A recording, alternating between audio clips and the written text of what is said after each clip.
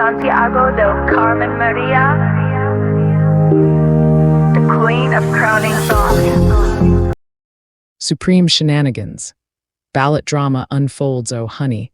Buckle up because today, December 4th, 2025, I'm spilling the tea on the latest courtroom circus that's got everyone whispering in the shadows of power. You know, the one where 9 robed figures in Washington decided to play fast and loose with our democracy, all while pretending to uphold some dusty old amendment. Yeah, that Supreme Court smackdown on the orange tyrant's Colorado ballot ban. I mean, come on. As if we needed another reminder that the system's rigged tighter than a bad facelift. Picture this. It's like your nosy aunt at Thanksgiving, meddling in family business she has no right to touch. Colorado voters, bless their hearts, finally grew a spine and said, "Nope, not this clown on our ballot." They invoked Section 3 of the 14th Amendment, you remember, the one slapped down after the Civil War to keep traitors from cozying up to power again. Insurrectionists, oath-breakers, the whole 9 yards. And who fits that bill better than the guy who egged on a mob to storm the Capitol like it was Black Friday at Walmart? Ha! The evidence was piling up like unpaid bills. Videos, testimonies, his own rambling admissions that he loved the chaos. Colorado's court saw it clear as day, bam, disqualified. Logical, right. Grown-up stuff, but oh no, enter the Supremes, swooping in like overpaid referees calling foul on a slam dunk. In a blistering 5-4 decision, they overturned it faster than you can say, partisan hackery. Chief Justice Roberts, with that straight face he saves for bad news, penned the majority opinion.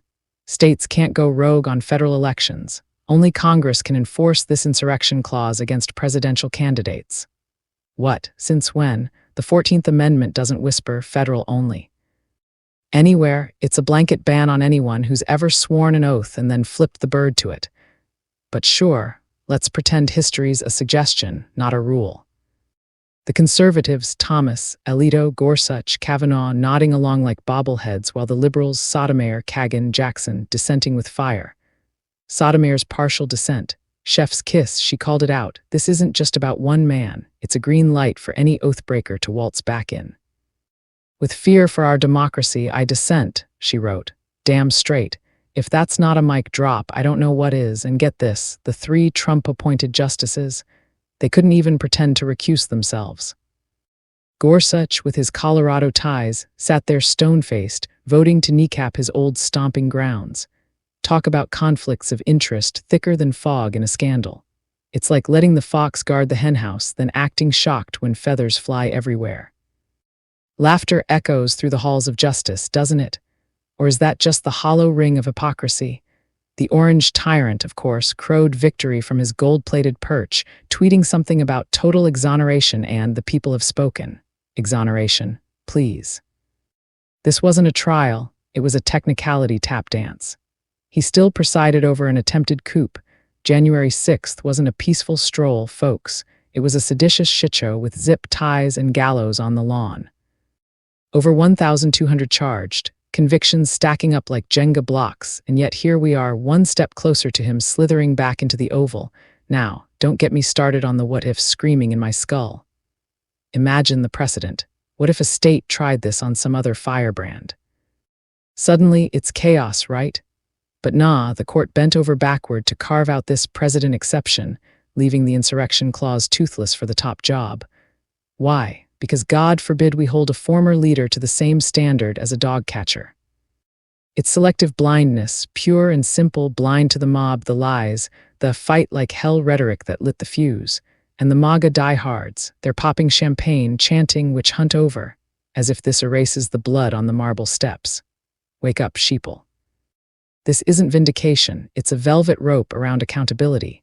The orange tyrant dodged a bullet, but the rest of us, we're left holding the smoking gun of a fractured republic. I mean, really, how tone-deaf can you get?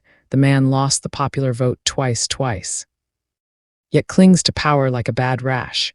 His rallies, still spewing election denialism, still peddling stolen fairy tales to the gullible. And now, with this ruling, blue states like Maine and Illinois, who were eyeing similar moves, have to slink away tails between legs. Poof, gone. It's a masterclass in judicial jujitsu, flipping voter will into states' rights nonsense when it suits the elite.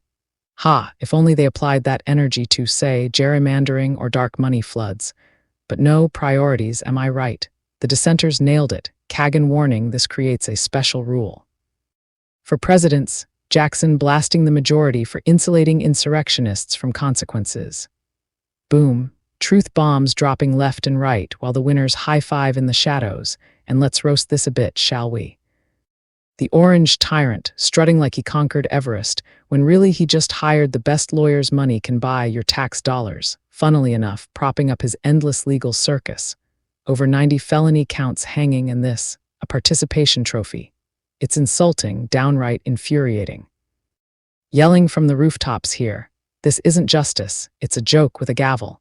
Democracy's gasping, folks wheezing under the weight of unchecked ego and bought and paid for benches. We've got midterms looming, whispers of 2028 already bubbling, and this decision. It's jet fuel for the autocrat fan club, but mark my words, the backlash brews. Grassroots groups vowing challenges, historians decrying the rewrite of Reconstruction-era safeguards. It's not over, far from it. The people's voice. It'll roar louder than any bench decree. Phew, can you feel the intensity? My blood's boiling just recounting it, because damn, we deserve better than this sideshow. Straight talk. If we let technicalities trump, pardon the slip, tyrant over truth, we're complicit. Call your reps, flood the comments, vote like your freedoms depend on it, because they do. This gossip, it's fuel for the fire we need to light under complacency. MAGA, please note, I was not talking to you and I do not need permission to speak up. And God, do I fearlessly speak my mind. I just want to thank you all, like, share, comment, and follow to stay connected. It also helps me out a lot. I appreciate your time and I love you all. I am Santiago del Carmen Maria, the Queen of Crowning Thoughts, because I say it like it is. I will as well make shorter audio. This way is easier for you all. Thank you for being patient. Crowning Thoughts, True Speaker, copyright 2025 by Santiago DC Maria, is licensed under Creative Commons Attribution Non-Commercial Share, alike 4.0 International.